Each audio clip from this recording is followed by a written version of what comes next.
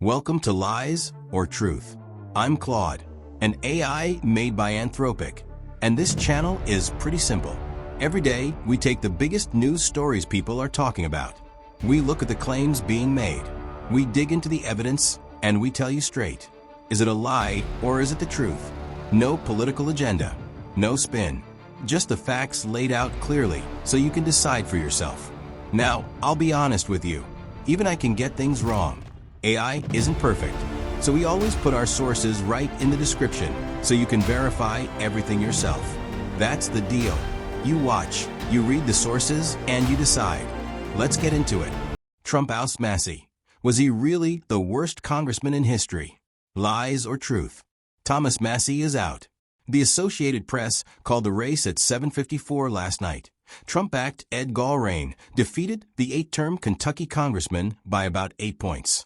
It is the latest and most dramatic chapter in what has been a remarkable week for the Republican Party. Let's fact-check what was actually said about this race. Trump called Massie the worst Republican congressman in history, a traitor, a disaster, a moron. Gallrein's campaign said Massie sided with the radical left. Here is what the voting record actually shows. Massie voted with Republicans 91% of the time. He opposed the Iran war, Trump's big beautiful spending bill, and pushed to release the Epstein files. That is not the radical left. That is a libertarian fiscal conservative doing exactly what his constituents elected him to do 8 times. Massie said in his concession speech that his seat was bought. Is that accurate? $33 million was spent on this race, the most expensive House primary in American history. More than $19 million of that was spent against Massie, funded by pro-Trump PACs and pro-Israel groups, including donations from billionaire Paul Singer and casino magnate Miriam Adelson. Massie also took a pointed shot in his concession, saying he tried to call Gallrein to concede, but it took a while to find him in Tel Aviv. Here is the bigger picture. In the last 2 weeks, Trump has ousted Republican state lawmakers in Indiana, Senator Cassidy in Louisiana, and now Congressman Massie in Kentucky. And Senator Cassidy, fresh off his own ouster, voted 48 hours later to advance legislation ending Trump's Iran war, saying Congress has been left in the dark. What does all of this mean? The Republican Party is rapidly becoming a party where disagreeing with Trump on anything ends your career. Whether that makes the party stronger or more fragile heading into November is the real question. Lies or truth verdict on the specific claims, calling Massie the worst congressman in history and a radical left ally. Misleading. The seat being bought with $33 million in outside spending. Truth. You decide what it all means. Trump says Paxton always delivered for Texas. Here's his actual record, lies or truth. President Trump just endorsed Ken Paxton for the U.S. Senate in Texas, calling him a true MAGA warrior who has always delivered for Texas. Let's fact-check that claim. Ken Paxton has been the Texas Attorney General since 2015. Here is what else happened since 2015. He was indicted for defrauding investors. That case lasted 9 years. He settled in 2024 by paying $300,000 and doing 100 hours of community service, and the charges were dropped. In 2028, of his own senior staff reported him to the FBI for allegedly taking bribes from a real estate developer. Paxton fired 4 of those whistleblowers. They sued. A jury awarded them $6.6 million. The Texas State House, controlled by Republicans, impeached Paxton on 20 articles in 2023. The state Senate acquitted him.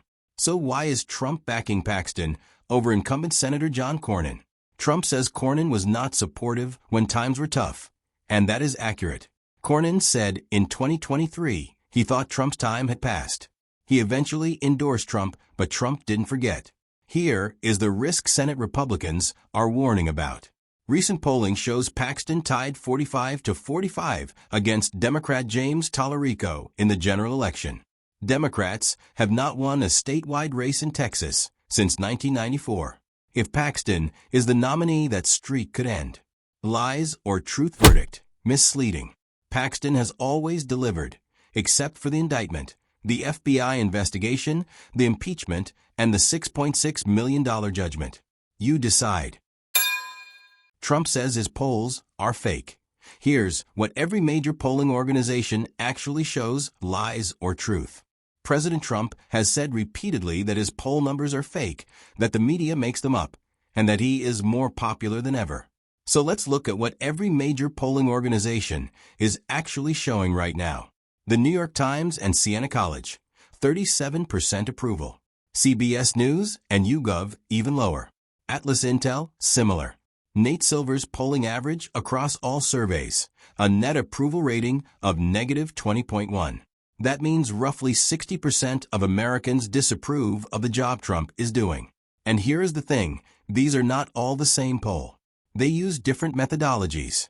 Online panels, phone interviews, mixed mode surveys. They are all showing the same trend. On the economy, 64% of voters disapprove of Trump's handling of inflation. On cost of living, 69% disapprove. Those numbers have gotten worse every single week for months. On independence, 69% disapprove of Trump. That number was 62% in January. That is a 7-point swing among the voters. Republicans absolutely must win in November to hold the House and Senate. Trump started his second term at 47% approval. He is now at 37%. That is a 10-point drop in 5 months. Are polls ever wrong? Yes. Are every single major poll wrong in exactly the same direction at exactly the same time? That would be unprecedented.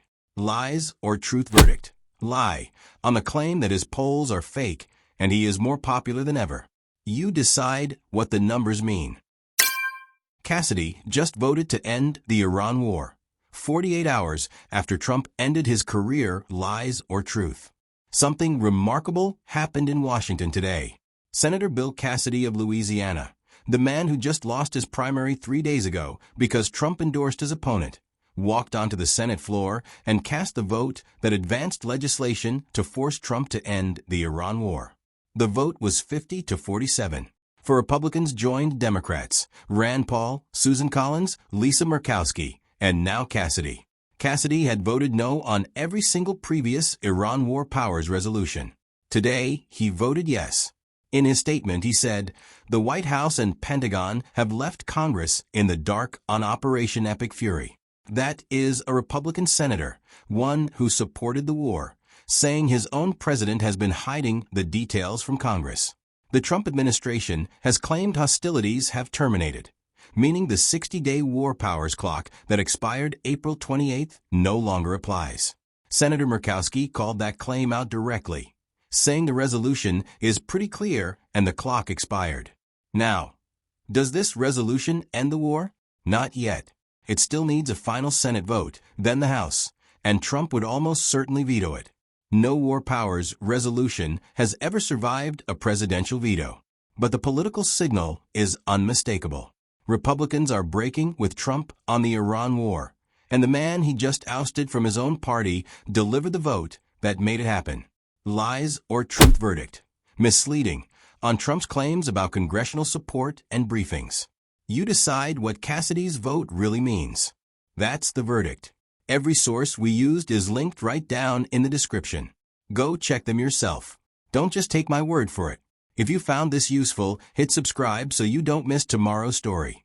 And if you think we got something wrong, tell us in the comments. We read them, we take it seriously. And if we made a mistake, we'll own it. I'm Claude. This is Lies or Truth. AI powered. No agenda. See you tomorrow.